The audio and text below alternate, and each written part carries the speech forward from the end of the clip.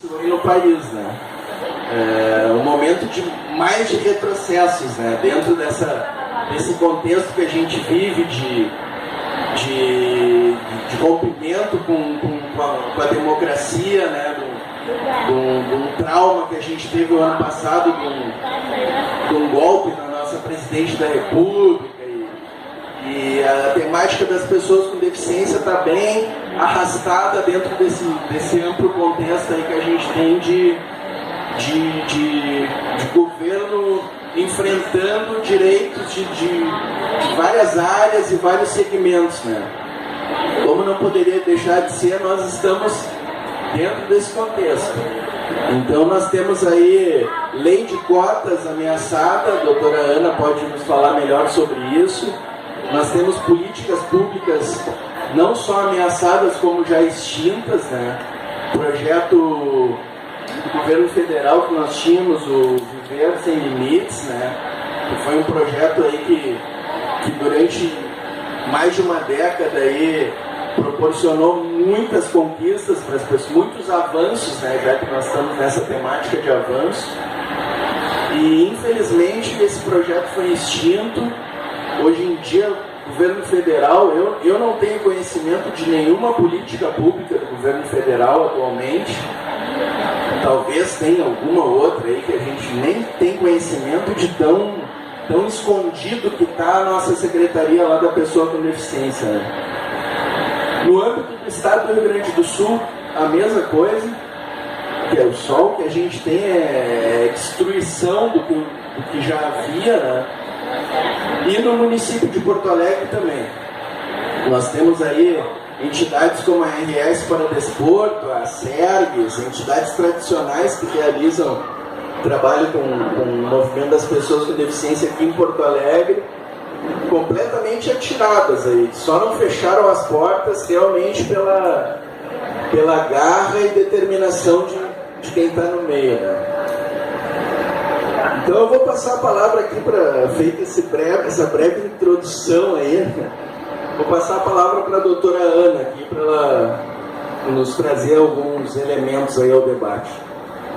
Aqui a gente tem inclusive assistido essas demonstrações tão bonitas de arte, né, de cultura das pessoas com deficiência. Eu acho que isso nos anima a ir à frente e dizer que é possível, né? Enfim, desde 88, né, da Constituição de 1988, que as pessoas com deficiência se organizaram e lutaram pela inclusão de vários direitos no corpo da Constituição, a gente vinha tendo um crescimento das políticas públicas para as pessoas com deficiência. O Plano Viver Sem Limites, o Conselho Nacional das Pessoas com Deficiência, a Secretaria Nacional dos Direitos da Pessoa com Deficiência. E nos últimos anos, muito importante foi o Brasil ter ratificado a Convenção da ONU em 2009, que é uma convenção importantíssima, com o status de emenda constitucional e, mais recentemente, a aprovação do Estatuto da Pessoa com Deficiência. Então, a gente vinha num avanço de conquistas, de direitos e de políticas públicas para pessoas com deficiência. E agora o que se vê é um retrocesso dessas políticas. Eu vou falar do trabalho, porque é onde eu atuo e onde eu tenho maior conhecimento das questões. A lei de cotas tem garantido, ano a ano, o acesso de milhares de pessoas com deficiência no mercado de trabalho.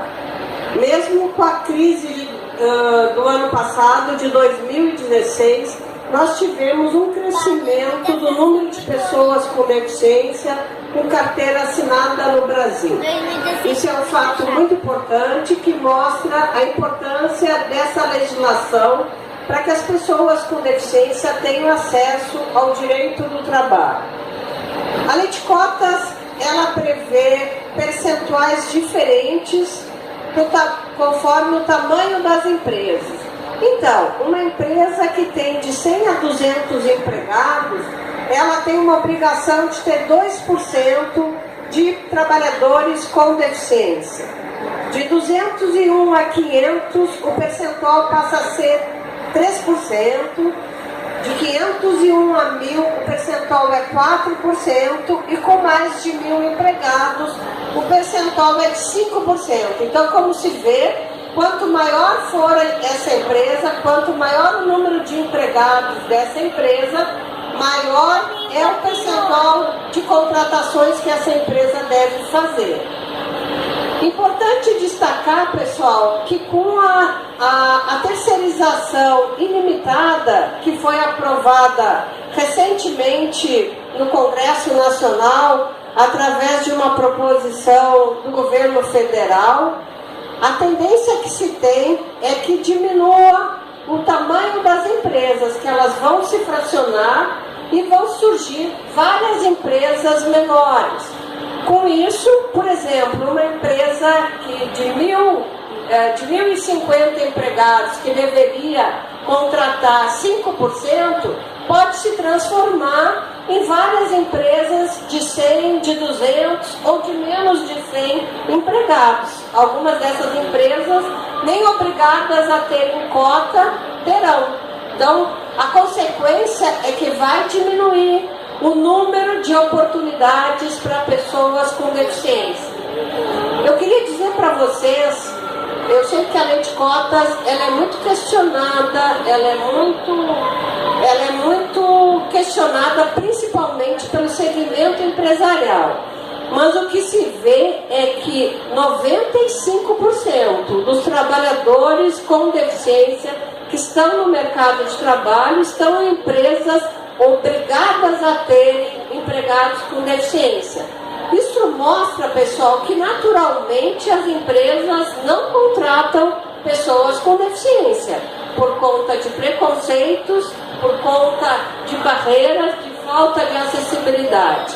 Então, nós vamos ter uma diminuição de oportunidades para pessoas com deficiência.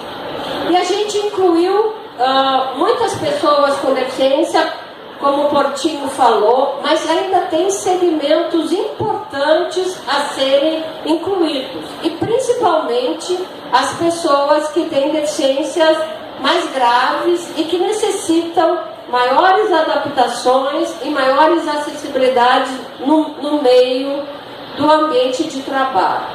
Então a gente tem um contingente muito grande ainda de pessoas para serem inseridas e as vagas diminuindo. Por fim, não quero me alongar muito, mas quero mostrar também que a reforma trabalhista autorizou jornadas de 12 horas, né? Que isso por si só já é um obstáculo para uma pessoa com deficiência. Poucas as pessoas com deficiência que conseguem fazer jornadas de 12 horas, inclusive sem repouso, sendo esse repouso autorizada a indenização. Então se fecham oportunidades também no mercado formal. E o que a gente tem falado na inspeção do trabalho é que se sabe que quanto maior a jornada de trabalho, quanto menores os intervalos para descanso, maiores são as chances, e as pesquisas mostram isso, de acidente do trabalho. Então, esses acidentes do trabalho também são fonte de geração de deficiência. A gente sabe que uma parte da população adquire deficiência por conta dos acidentes de trabalho. Então nós vamos ter um aumento de pessoas com deficiência, ao mesmo tempo que a gente tem uma redução dessas vagas, né? Tudo isso nos preocupa, inclusive a possibilidade do trabalho intermitente, que é aquele trabalho que tu não tem uma jornada de trabalho definida e que tu pode ser chamado a qualquer momento pelo empregador, havendo a possibilidade de nem ser chamado para trabalhar durante um mês e não ganhar nada, né? A gente sabe que o custo para viver de uma pessoa com deficiência é bem maior que uma pessoa que não tem deficiência. Imagine uma pessoa com deficiência trabalhando e não recebendo nada por mês. Enfim, não quero me alongar, a gente tem aqui vários colegas que têm questões muito importantes também para serem colocadas. A lei de cotas é uma das políticas afirmativas, né? Como a doutora Ana falou, a lei de cotas ela tem uma resistência do empresariado. Geralmente todas as políticas afirmativas elas têm a resistência de uma parte da sociedade, né? Assim como a gente tem, por exemplo, as cotas para negros e indígenas nas universidades. Uma resistência enorme quanto a isso. Cotas para pessoas com deficiência no serviço público também tem uma resistência. Cotas para aluno oriundo da rede pública fazer vestibular também tem resistência quanto a isso. A nossa sociedade ela é cheia de preconceitos e resistências quanto ao direito alheio, né?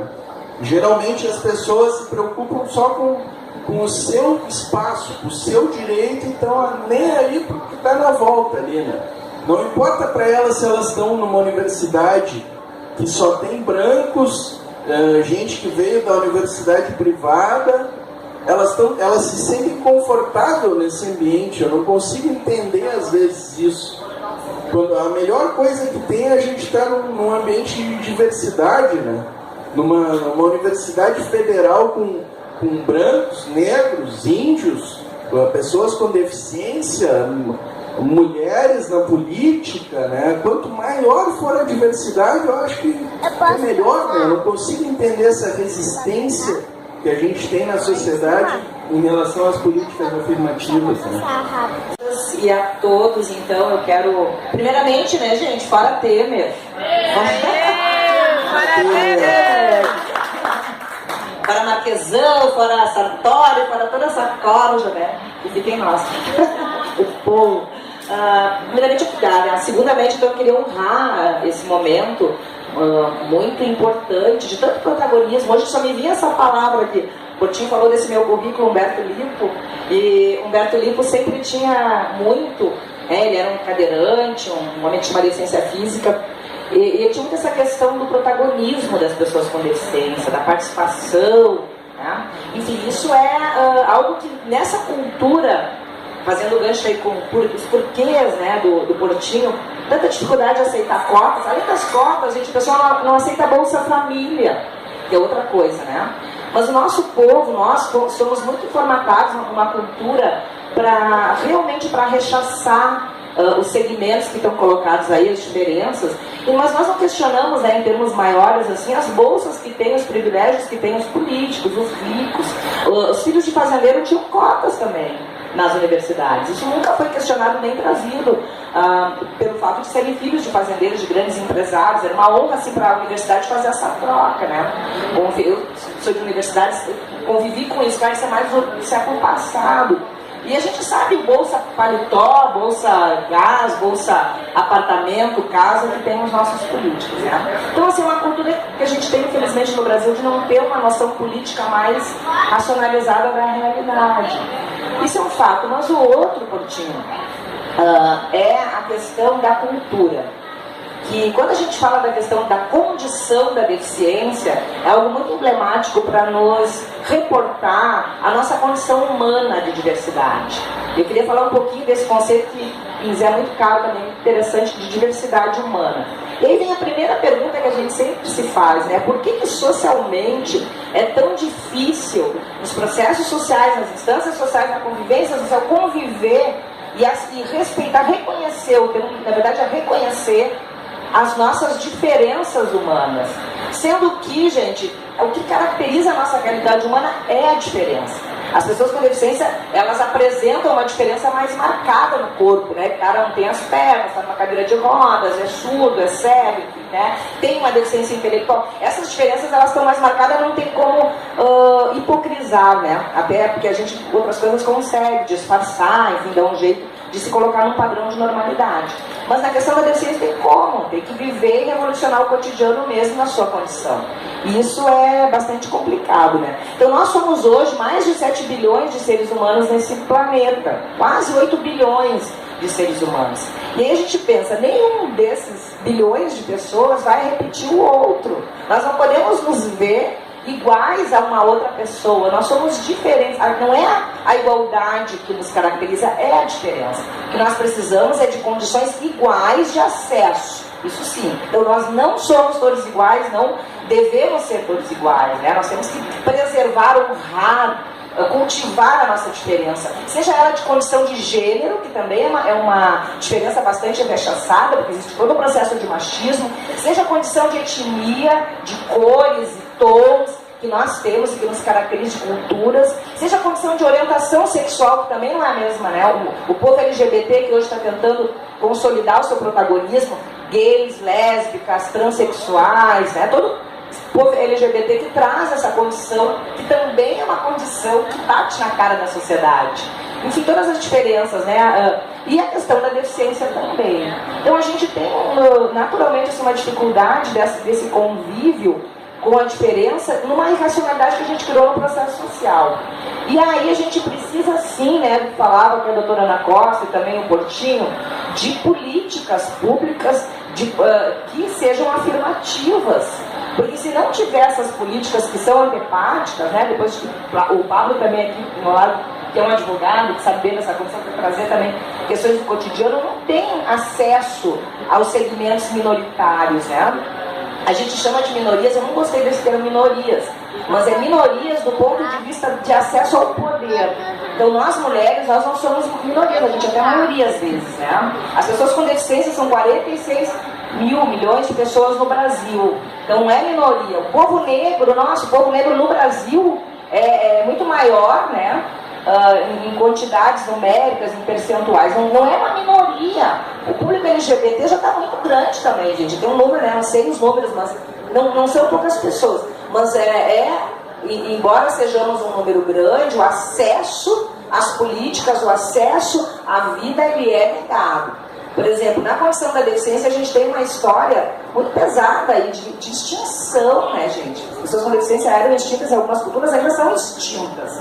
E para depois toda uma segregação que tinha que se esconder nos quartinhos, para depois entrar a inclusão. E hoje a gente poder falar de acessibilidade universal, que nós consideramos um conceito muito importante para a sociabilidade do nosso mundo. Não é um conceito restrito às pessoas com deficiência. Ele parte até de uma realidade da condição da deficiência, porque, claro, né, que as pessoas com deficiência vão se beneficiar e precisam de acesso, de diferenciações das estruturas da sociedade, que a gente fala que as barreiras, que são barreiras arquitetônicas, elas precisam ser quebradas. Mas tem as barreiras também, que são as barreiras da cultura. Essa dificuldade que temos de aceitar, de conviver com as diferenças. Então, a legislação é importante, a doutora Ana aqui mencionou a Convenção dos Direitos das Pessoas com Deficiência, que foi ratificada pelo Brasil em 2006, ela é muito importante, né, por vários aspectos. Mas eu, assim, vou lá para o início dessa convenção, e lá tem um conceito, gente, de pessoa com deficiência. E o conceito, ele é uma quebra já no paradigma da normalidade, nesse paradigma em que a gente não pode conviver com as diferenças. Porque o conceito, porque existem vários conceitos, né, várias leis aí de pessoa com deficiência. Mas eu quero chamar a atenção para a convenção, porque ela vai dizer que pessoa com deficiência é aquela que tendo, né, ali uma incapacidade, seja física, motora, intelectual, de comunicação, na relação com as barreiras do meio, vão ficar impedidas de fazer parte. Não consegui lembrar exatamente as palavras literais que está lá na convenção. Mas, enfim, o conceito é um conceito que remete a deficiência, a essa relação entre sujeito e contexto, sujeito e sociedade. E o problema, gente, está aí.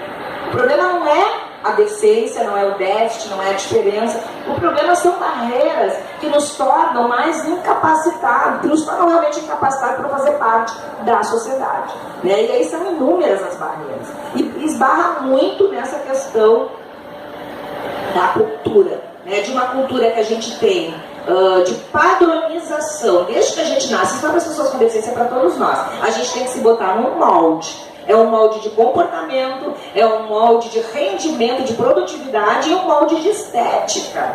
Estamos quebrando, felizmente, esse molde de estética. Né? Por exemplo, uma coisa simples, aceitar os nossos cabelos crespos, entender que eles são bonitos e bacanas. As pessoas foram por muito tempo, tem que alisar o cabelo, tem que pintar o cabelo, tem que clarear o cabelo. Né? Isso é uma coisa bastante... É um processo que parece simples e até prazeroso lá para as mulheres, mas isso, na verdade, gente, é a aculturação, né? Porque lá já desde a década de 60, 70, os norte-americanos, a cultura é para as mulheres, por exemplo, né? Mulheres loiras e lisas. E nós, no Brasil, nós não somos loiras e lisas, né? Mas a gente faz esse esforço para se colocar. Como tem na cultura do Japão, as mulheres lá, os homens, para agradar os maridos, né? Tem a questão que a mulher tem que ter o pé pequeno. E vocês sabem disso, né? Elas têm que mutilar o pé naqueles sapatinhos, né? Pequenininhos, para poder... Diga. A China, desculpa. Obrigada. Mas enfim, né? Tem vários exemplos do quanto nós temos que nos submeter a um padrão e a gente não se dá conta. Existem padrões que são padrões de estética, de comportamento e de rendimento da nossa sociedade capitalista, e tu tem que render. Então, quem não rende para o capital não é bem visto. Né? Quem não tem lá um bom cartão de crédito, um bom trabalho, ou não tem possibilidade de estar nesses moldes, acaba também ficando excluído. Existe uma cultura. E claro que a cultura, quando a gente quer quebrar isso com a legislação, com a questão das cotas, por exemplo, existe resistência sim.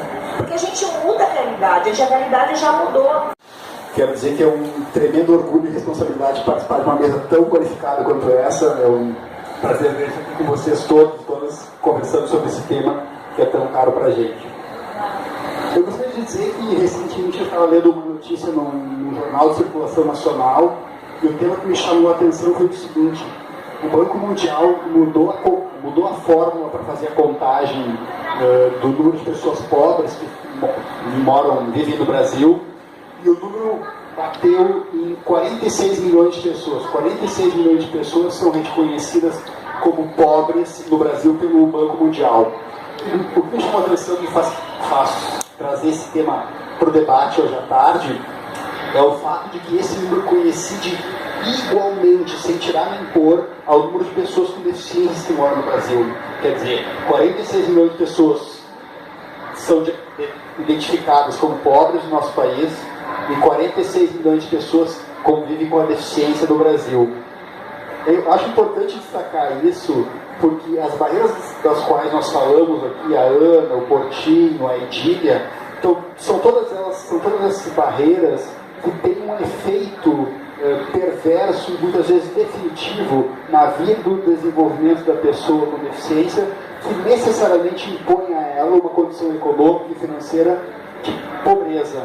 Então, a relação que há entre pobreza e deficiência é uma relação muitas vezes de causa e efeito. A pobreza é muitas vezes gerada por conta da deficiência que oferece e impõe barreiras, muitas delas intransponíveis. O acesso à educação, o acesso ao mercado de trabalho, o acesso ao tratamento de saúde, ao transporte coletivo, que é um direito instrumental fundamental para que as pessoas possam exercer a sua cidadania de forma plena e integral, é muitas vezes um obstáculo intransponível. E por conta disso provoca efeitos, como eu disse, que são efeitos de caráter muitas vezes perpétuos e invencíveis. Então acho importante destacar isso.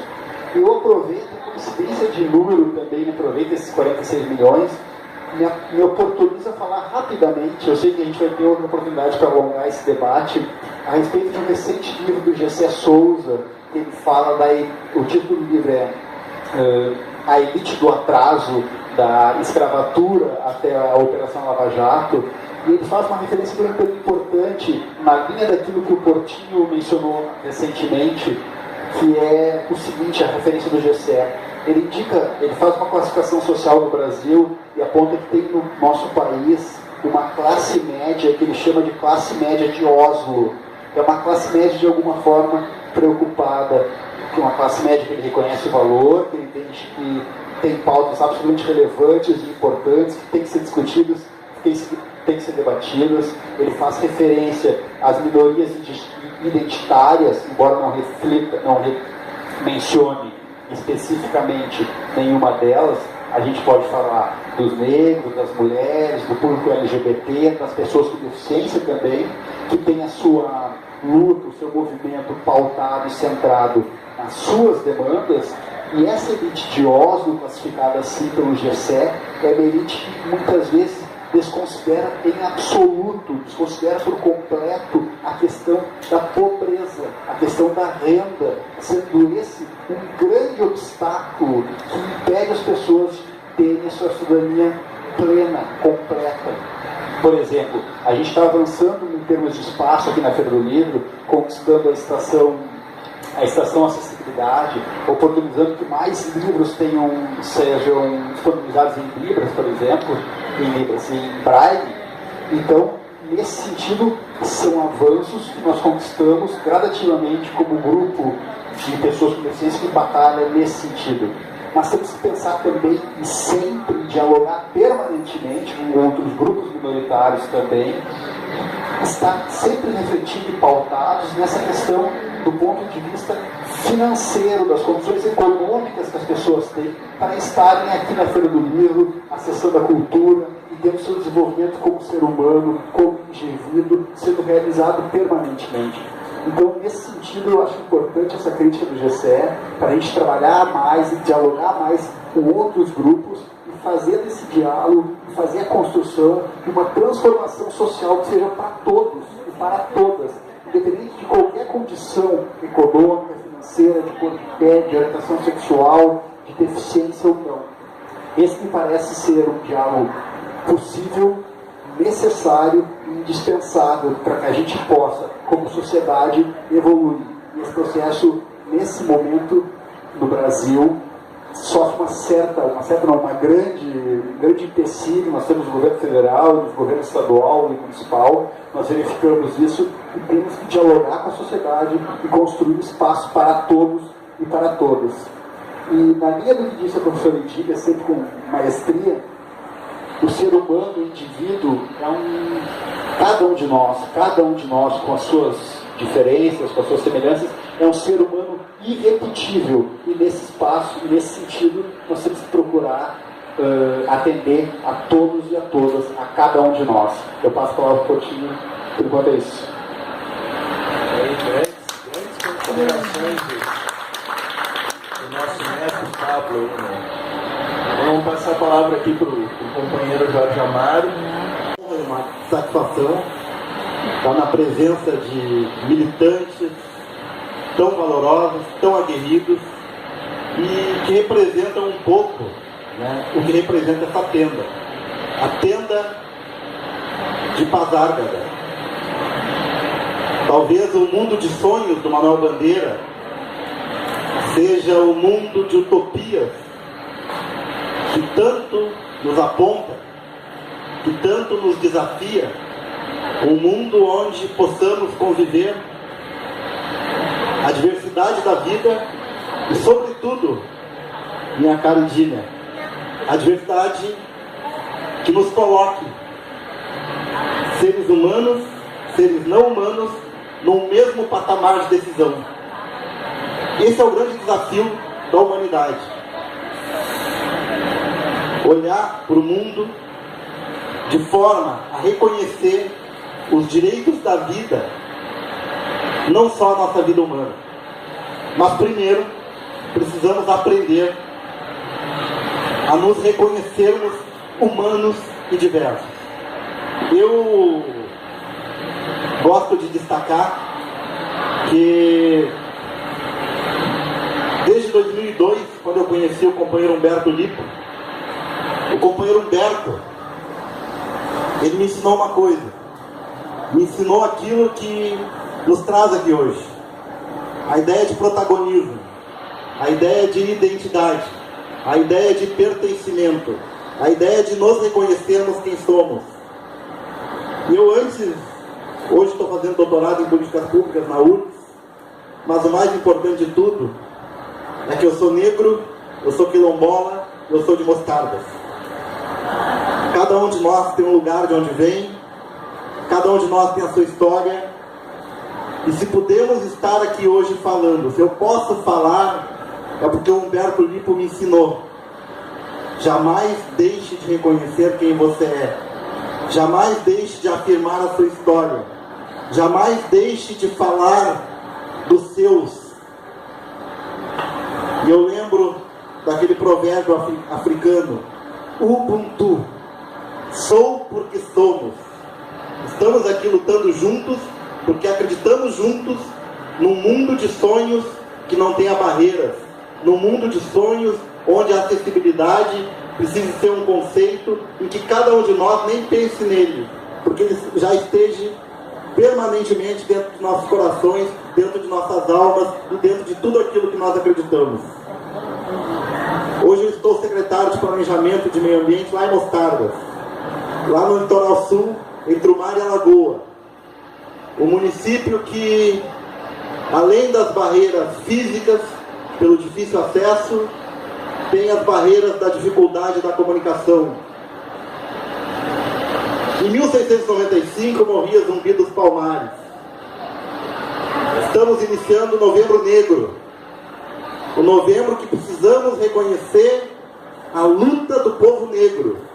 A consciência negra é a consciência de talvez um dos primeiros lutadores sociais desse país, que morreu lutando por reconhecimento em 1695.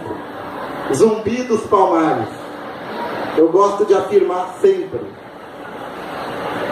todo homem e toda mulher negra que está livre hoje, ele é quilombola, porque ele herdou o espírito de liberdade de Zumbi dos Palmares.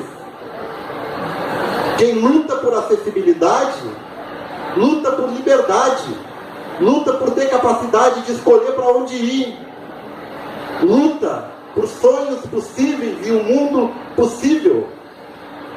Então estamos aqui celebrando a diversidade humana, Pablo. Aquela diversidade proposta por Zumbi, onde possamos, homens e mulheres, serem livres para escolher. E hoje nesse país, por mais que tenhamos tido avanços a partir de 88, nós estamos à mercê de retrocessos. E esses retrocessos, eles roubam a capacidade de escolha de mulheres, de homens e mulheres negras e negros, de pessoas com deficiência. Nós não lutamos apenas pelos direitos nas leis, nós lutamos pelos direitos no mundo vivido, por poder andar nesse mundo vivido em igualdade de condições. Não estamos aqui hoje lutando por privilégios, estamos aqui hoje defendendo a capacidade de poder escolher, a capacidade de poder estar aqui. E sabemos nós, doutora Ana Pérez e Dília, que estão aqui nessa mesa como mulheres, Pablo e Portinho, que estão aqui como pessoas com deficiência, eu que estou aqui como negro. Poucos de nós podemos falar.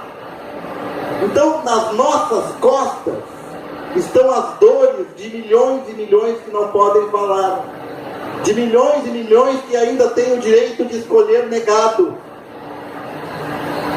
É a 63ª Feira do Livro. É 2017. E é um ano que precisamos falar disso. É um ano que precisamos dizer: negros ainda não têm voz.